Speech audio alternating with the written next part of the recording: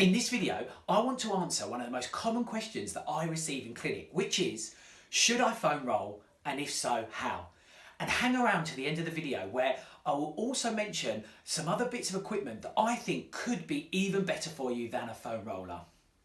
If you like our videos and you want to see more from us, don't forget to subscribe and hit the bell notification so we can alert you when we release our next video. Anyway, back to this video.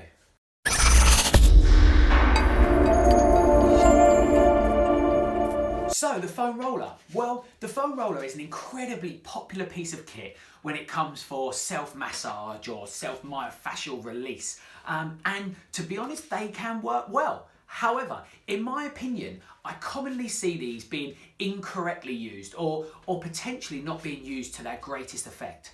So what is the purpose of a foam roller? Well, the purpose of a foam roller is for us to be able to roll out tissue that has perhaps become reduced in its flexibility or developed trigger points or adhesions in the muscle tissue that may lead to pain or restriction in our performance. So the way we do this is by applying, using our body weight, typically, pressure onto the foam roller to roll through. So what do I think of them? Well, if used correctly, I think they can be good bits of kit. However, what I tend to see is people just rolling around on a foam roller, rolling through the tissue, potentially aimlessly, and therefore not getting the desired effects. What I want to talk about in this video is the particular technique that we use our foam rollers for, which in our opinion can bring the biggest benefits. And I term this technique the pin and stretch method. So, when we're doing the pin and stretch method, what we look to do is we look to roll the foam roller until we find an area of discomfort.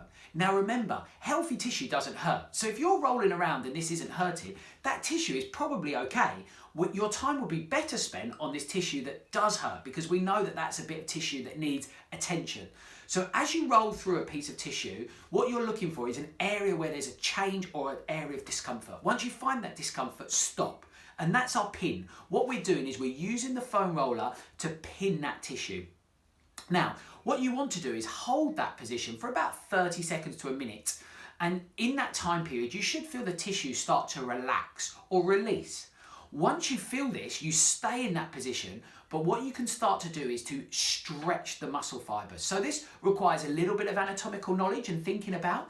But for example, if we were working on the quadriceps, a common area for runners in particular to look to roll out, once you lay flat on the roller, you roll through, find that area of discomfort, pin it, and then after about 30 seconds to a minute, what you want to do is just bring the foot up towards your bottom and relax back down. And you can do this about 10 times. So once we pin it, we then stretch that muscle slowly and we repeat that about 10 times. We can then move on and find another area of discomfort, but we can repeat that process. And this is a technique that we can use throughout our body, as long as we know where the area of discomfort is and how to stretch that muscle. However, I mentioned at the start of the video that there's a couple of little extra bits of equipment or kit that I actually even prefer to a foam roller, but I do use them in the same way. My favourite bit of kit is a lacrosse ball. This could be a hockey ball, a cricket ball, a baseball, even a tennis ball, but with a tennis ball, with it being softer, you don't quite get the same intensity on the massage effect. So why do I favour this? Well, I favour this because the method that I use with the pin and stretch requires us to be very intricate or to hit those individual trigger points, which I feel are the best use for self-massage or self-myofascial release. So by using a hockey ball, cricket ball, lacrosse ball, what it allows us to do is really pick out those points. A foam roller, with it being much larger, sometimes it's more difficult to hit those particular areas. So I do exactly the same technique with the pin and stretch method, but I use a lacrosse ball to really hit those intricate areas.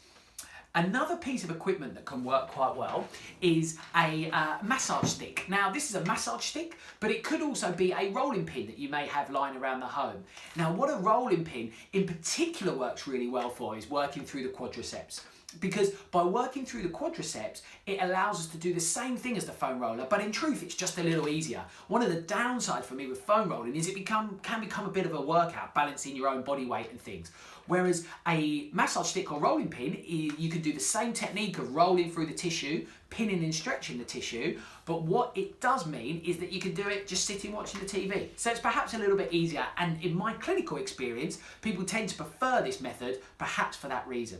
So, in summary, talking about rolling is probably a better term than foam rolling. The foam roller is a method of applying self-massage or self-myofascial release using a foam roller and can work well.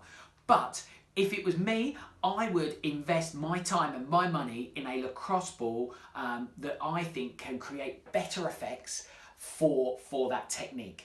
Or a massage stick that can work really well. Now these particularly work well for the quadriceps, an important muscle to be worked for runners, not so well for other areas. But the important thing that I wanted to get across to you is that we don't just want to roll aimlessly. We want to follow that pin and stretch technique, find the sore points, pin them, and then stretch or elongate the fibers over the pressure of the ball to get the greatest effects.